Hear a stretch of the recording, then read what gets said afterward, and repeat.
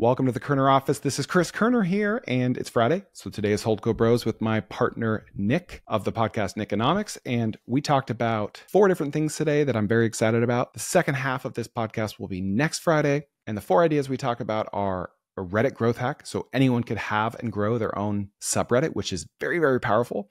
We talked about a business in a box idea that anyone could monetize. We talked about a cool website that tracks any changes made and how you can make money on it. And we landed on something really, really exciting, dealing with car dealerships that could be really profitable for anyone listening. And then our 4th idea was a CPA idea, how you could piggyback on CPAs to make money helping people save on their taxes. Super good. You're going to love it. But we will interrupt ourselves in the middle of one of these segments and continue it a week from today. So please like and subscribe, share with a friend, and we'll see you next time. What is the big social media platform that is now publicly traded, that is full of toxicity, that people don't really take very seriously, with an orange logo? Oh, Trump media? Reddit. Oh, dude, Reddit is so freaking toxic. It's so toxic. Honestly, and this surprised me, Reddit, most toxic. You know what? Second? Threads. Threads is the freaking worst. It's the worst. I thought it was Twitter, but it's not Twitter. It's Threads. There's some angry cat moms over there. That's true. And don't mess with cats. Okay. All right. Reddit, go. Anyway, so I've got all these platforms where I publish my content. And I've got like I call it a EO strategy. Everything everywhere all at once. Okay. It's true. So if I put out a banger tweet, I want that repurposed everywhere. Okay. But I'm not putting on Reddit because Reddit's different, right? You got to put it in subreddits. And if you do, people are going to downvote you. They're going to call you stupid and it hurts my feelings. Okay. It genuinely does. Yeah.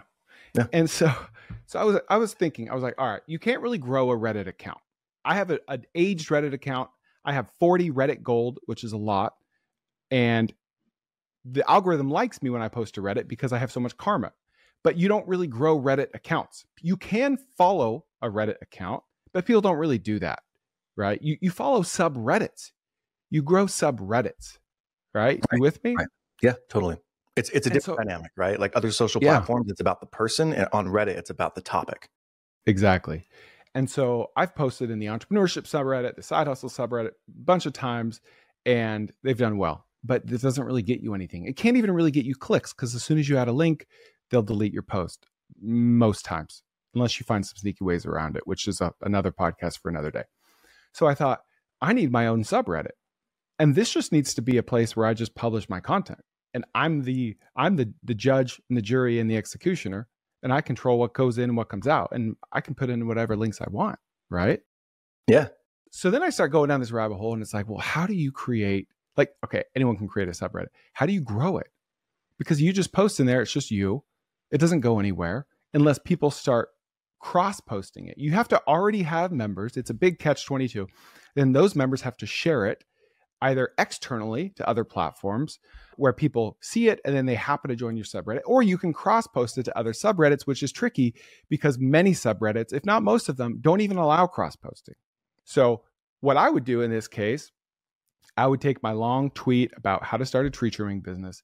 I would post it in my subreddit, and then I would go cross-post it to the home service subreddit, the sweaty starters subreddit, yada, yada, yada, all the tangential subreddits.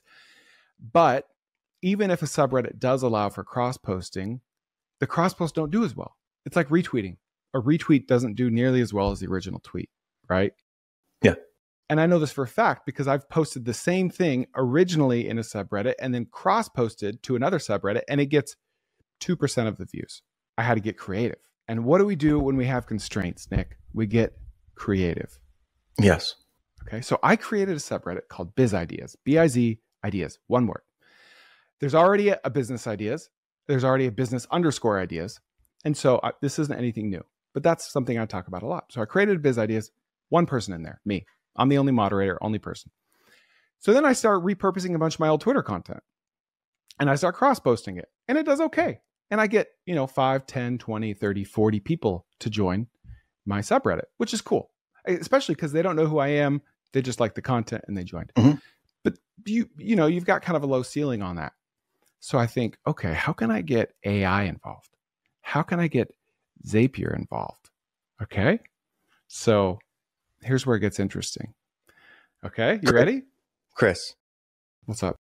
You had my interest, but now you have my attention. No, you don't have my interest, but now you have my respect. All right. So there are limits with Reddit's API. They don't want the API permissions to be able to post comments. So that has to be done manually. But it will read comments. And you can use AI to respond to comments. You just can't post them unless you do it manually. So here's what I did. I went to Zapier and I had it search for every time something was posted in any subreddit worldwide with the word idea in the title. Not business idea, but just idea. Okay? Okay. And then I had it filter out all of the posts that were media only because AI can't understand that in the way that I want it to. Right? Because some people say, wow, this looks like a bad idea. And then they put in a video of something crazy happening. That doesn't apply. And so if there's only media, filter it out.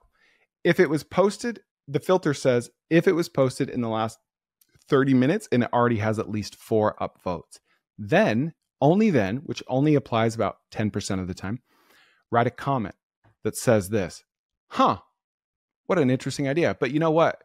Any good idea could be a good business idea. Here's how I'd turn this into a business.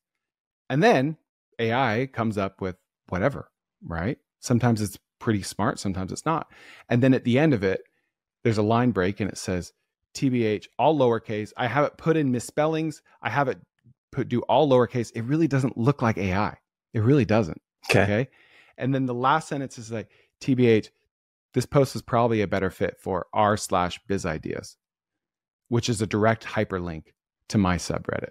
Yeah. Okay. So instead of controlling the posts, I'm in the comments and I'm only piggybacking on posts that are growing in popularity really quickly. I'm filtering out everything else.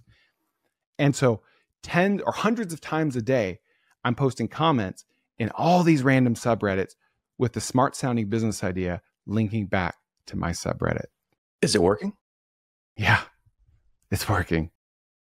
I've got like 200 and something members in there, and I've only posted like 9 comments. All right. Here's my question. I love it. Like, for what? Like, why are you growing a subreddit? You're a dictator who's like, I only want kind words around me. No. Speak if it's flattery. No, if that were the case, I wouldn't post on Threads or really anywhere. Because here's the thing. You get someone to join your subreddit, you can send them a welcome message with as many hyperlinks as you want. Here's my newsletter. Here's XYZ. That ends up in their inbox. So that's cool. Second of all, I can pin any post I want. I can highlight it. I can pin it. I can post all of my content with as many links as I want. And like the algorithm doesn't mind. Like the only people that mind on Reddit that these things happen are the moderators. And I'm the only moderator. And so I get a bunch of strangers in there that have no idea who I am. Hopefully thousands or tens of thousands or hundreds of thousands. And then I can just start repurposing all of my content with links to my newsletter and it's just another channel. My question was misunderstood. I get why you're doing it, right? Like, hey, we're trying to grow an audience, social media. But like, if I'm just listening, I'm an entrepreneur. Like, okay, cool. You told me a growth hack to grow Reddit. Like, what does that do? What does that do for a just typical entrepreneur? Give me an example of someone that just owns like a regular business and I'll apply it to that. Let's say somebody who has a digital marketing agency. Perfect example. You softballed me. Love it. I didn't even mean to. All right. So let's say I could set up a Zapier. I could create a subreddit called, we're not just going to do digital marketing. We're going to go more niche than that. We're going to say Google Business Profile. Google Business Profile Agencies, GBP Agency, r/GBP Agency. Okay. Owners or whatever. And then I'm going to set up a Zap that searches for anything that says SEO, SEM, marketing, email marketing. I'm going to go niche. I'm going to go broad all along the marketing spectrum, content marketing, anything. Doesn't take very long to set up all these triggers. And then I'm going to use OpenAI's API to say, to basically take a post about anything marketing and apply it to Google Business Profile, right? So I'll say, somehow take this post and say, you know what, like, yeah, SEO is great, but most people that have digital marketing agencies don't have a physical presence. So they don't think that Google Business Profile is relevant to them, but it actually is. Here's why. Here's the 3 reasons why it's relevant. And it's like, honestly, like I learned this from r/GBP agency owners, right? And so you could just leave comments there everywhere. Maybe it's not owners, but it's like business owners where it depends. Do you want to sell something to agency owners, or do you want to sell your services to business owners, your GBP? This strategy would be geared towards somebody who already believes in the power of social media to essentially market or identify customers. And it's just another channel for them to go out and find people who are interested in their services.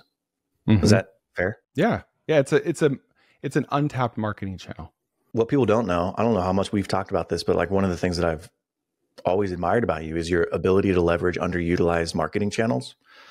Reddit is one of those. So you've been writing on Reddit for years and you really cut your teeth on Reddit. Nick Huber was the same way, right? Like he started writing on Reddit and then it translated really well to social media. Huber's terrible on camera. You are not. So I think you have a much higher ceiling than he does.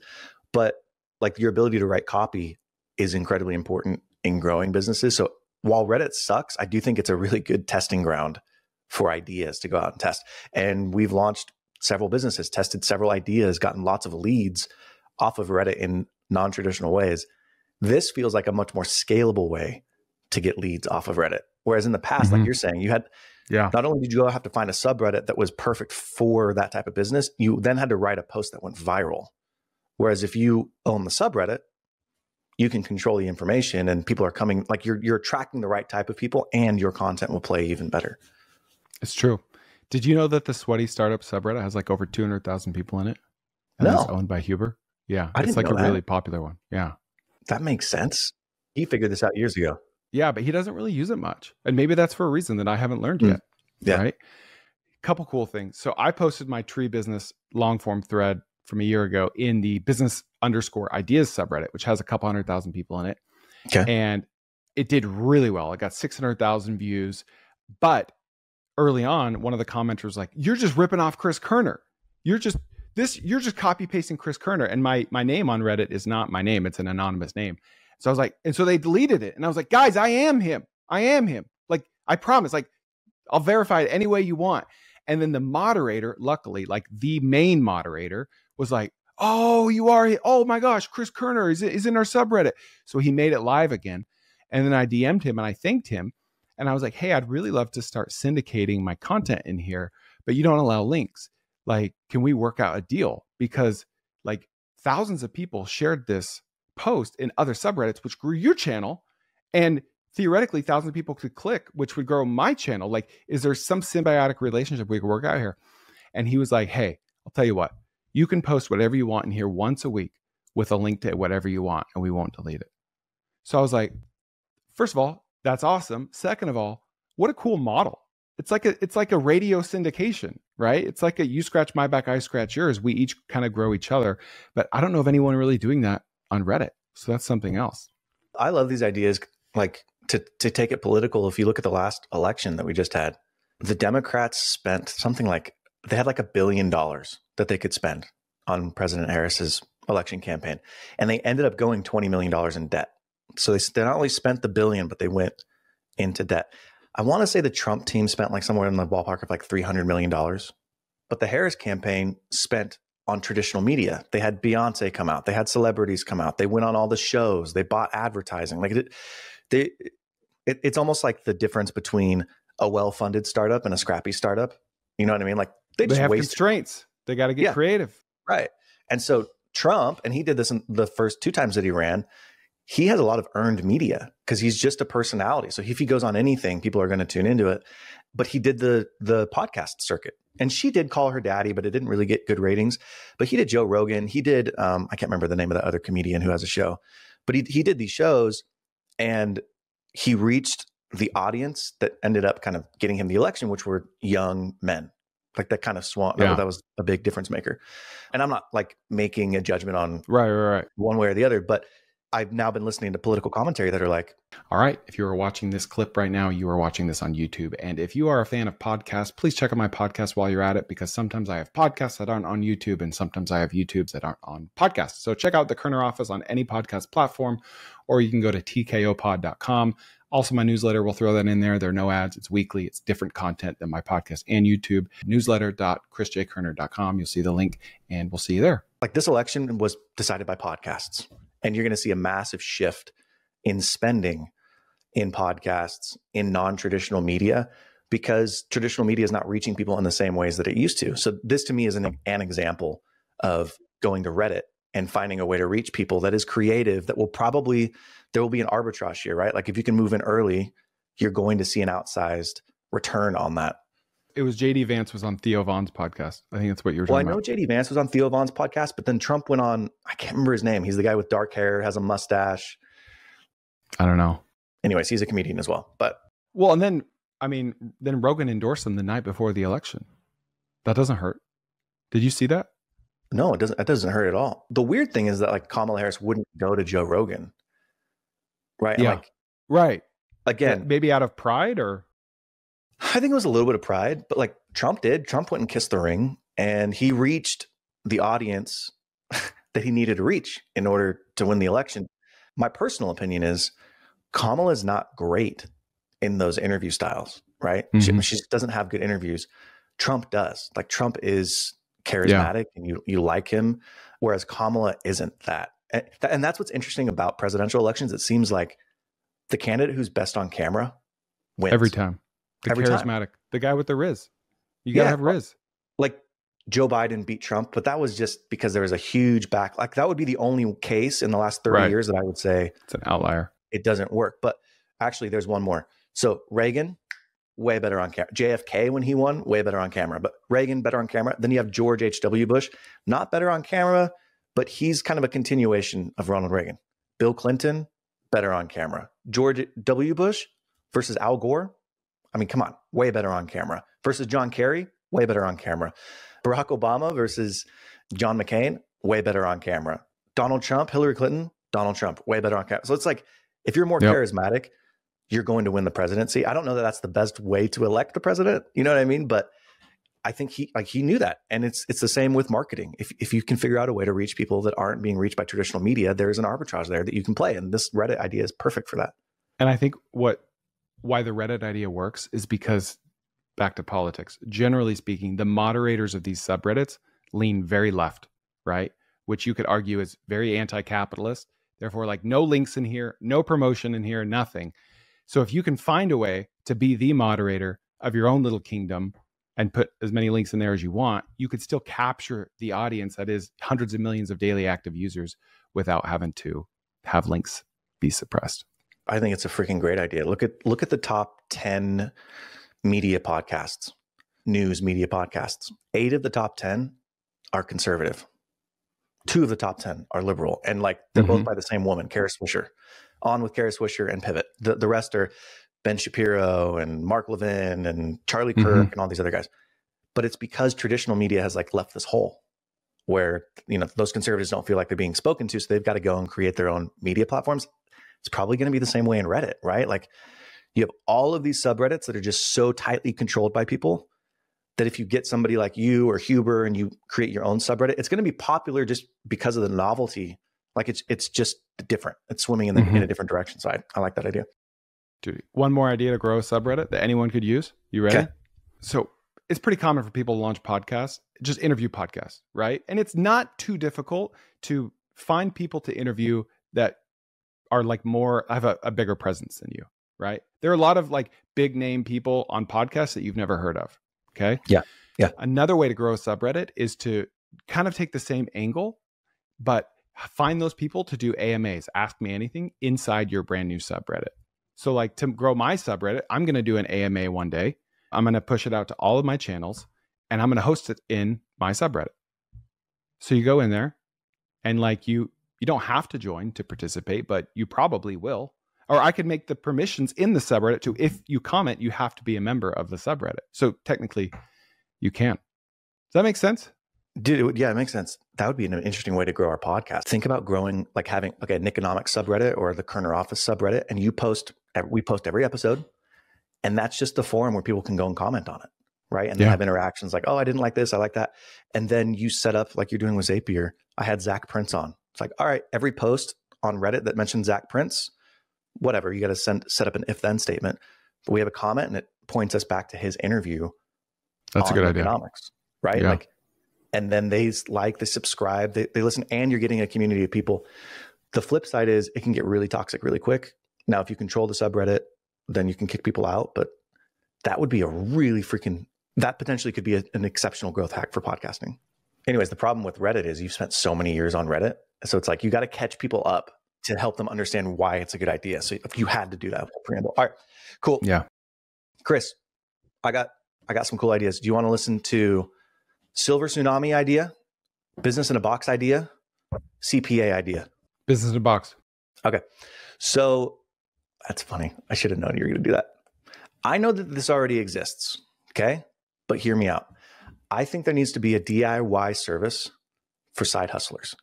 And you started businesses. I've started businesses. You've started way more businesses than I've started from scratch. It's a freaking nightmare to get your books cleaned up.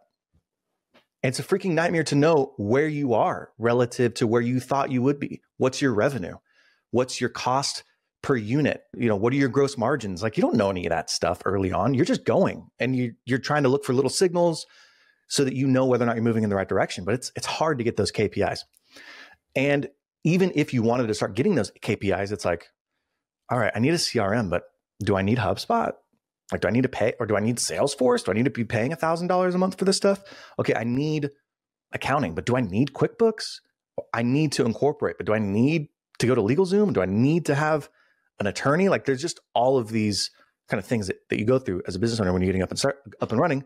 But people like you and I have growth tactics, and we kind of have a tech stack that we use now, right? It's like, okay, we kind of use Google Sheets until we get to a certain level, and then we kind of professionalize it. So I think that there's an opportunity for someone to create a business in a box that says, basically, here are the tools that you need to get started, and then here are the integrations that you need to create. Go for people who are trying to do side hustles. So like accounting, bank accounts, finance, invoicing software, all of those things. Cool. Here's Stripe. Here's Google Sheets. Here's the Zapier API or integration that you need to have that's pulling from those things. Here's how you can set it up so you can look at metrics. Great. Operations. This is how you're tracking customers. You can't afford HubSpot, but set up your Google Sheets this way so that you're getting customer information like this. Inventory management. Okay, you're not ready for an inventory management system. This is how you should set up Google Sheets in order to get this stuff going. So, you're finally ready to incorporate. This is what you should do. Don't go to an attorney yet. Go to these websites, incorporate. This is how you start the bank account, etc. It's like very easy. Like anybody could create it using ChatGPT, but you would go and look at the things that typical businesses use and then create this business in a box, because entrepreneurship is only becoming more popular. People are only getting more and more interested in doing side hustles, but the headache of getting stuff cleaned up, of having clean books, of understanding where your metrics are, is just such a problem that you kind of have to figure it out yourself. It'd be nice to just have a plug and play system that says, you're getting started, use this. What does it look like? Like, is it a website? Is it an app? Where is it hosted? What I would do, so this is what I would go, it would be like a digital product that you could sell.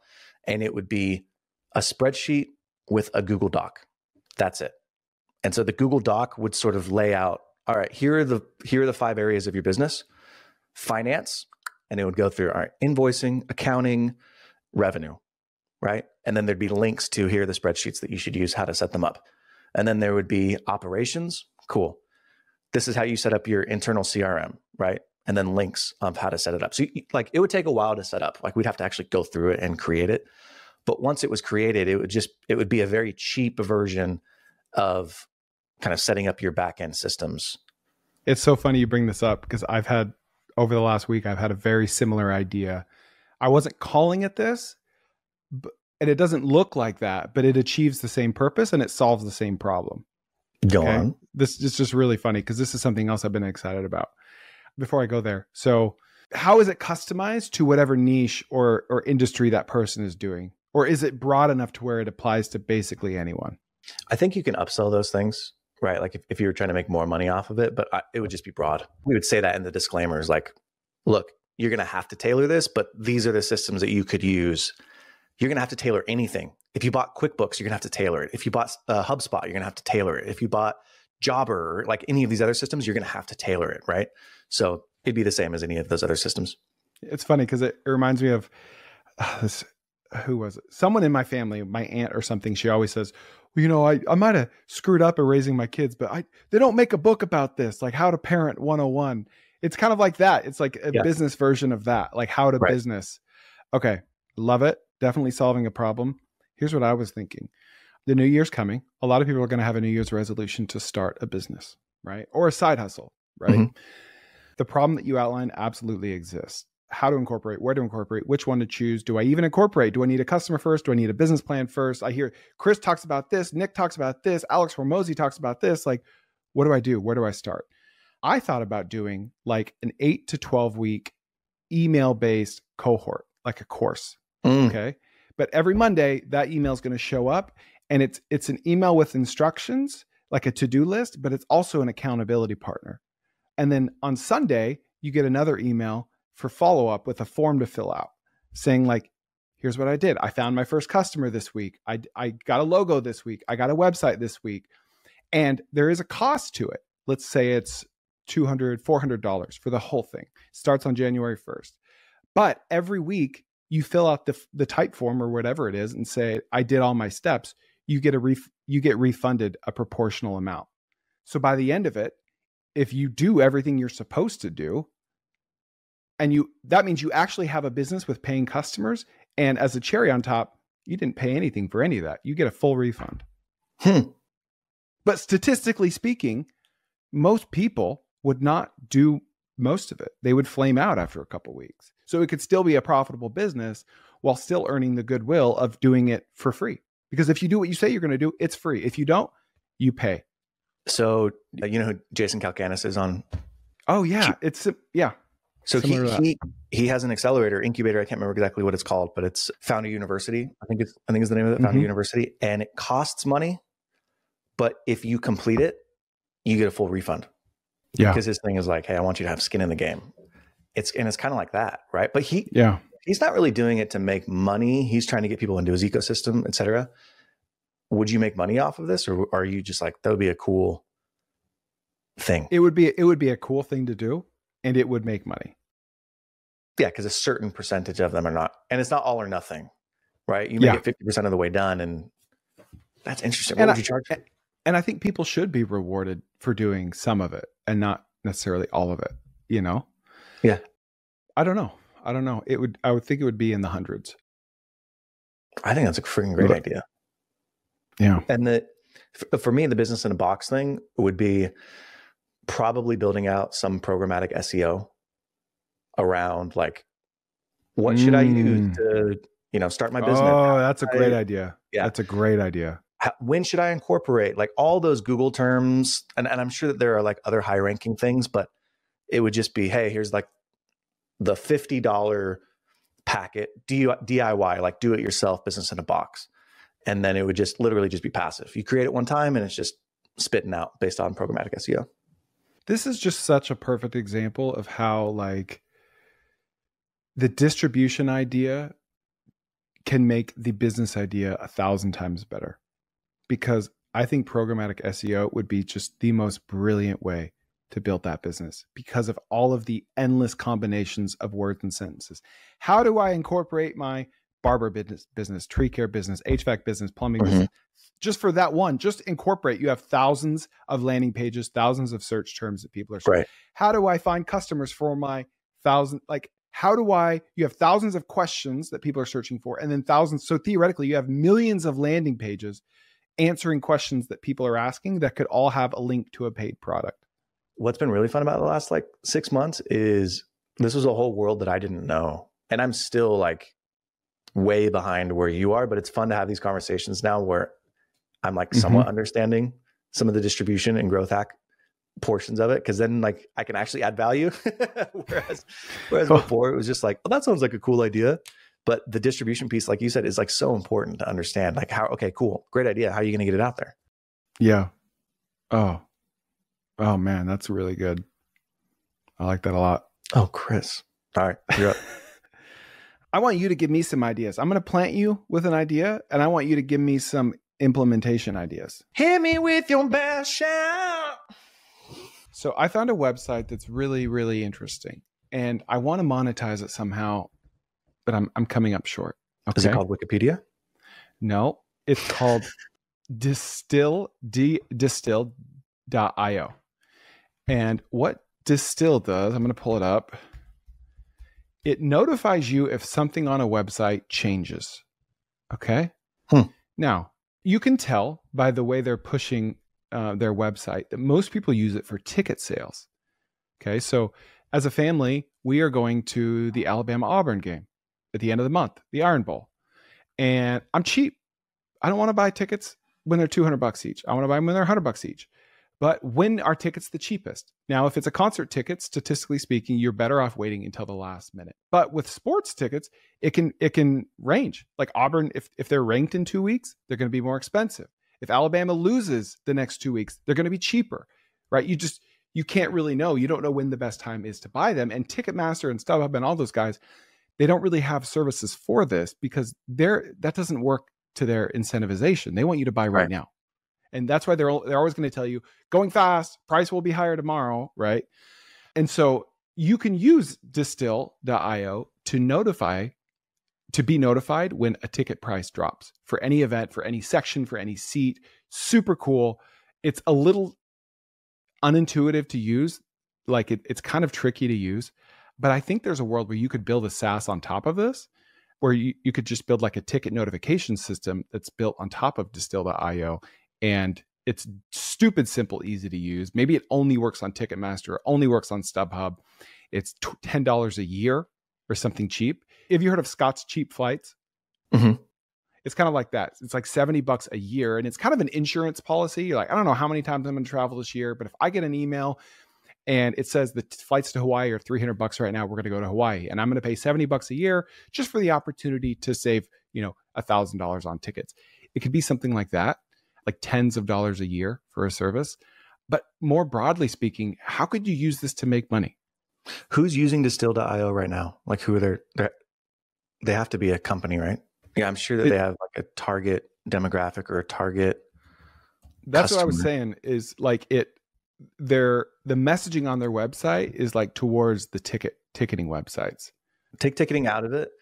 Why would I care if a website updated? Here's the problem. If I cared enough for a website, like an update on a website changing, I'm probably going to be on their emails list. I'm probably going to already be in them. Like, let's say it's a food product that just dropped, or it's a new blog article that Chris posts, right? Like I'm going to be on his email, on his email list.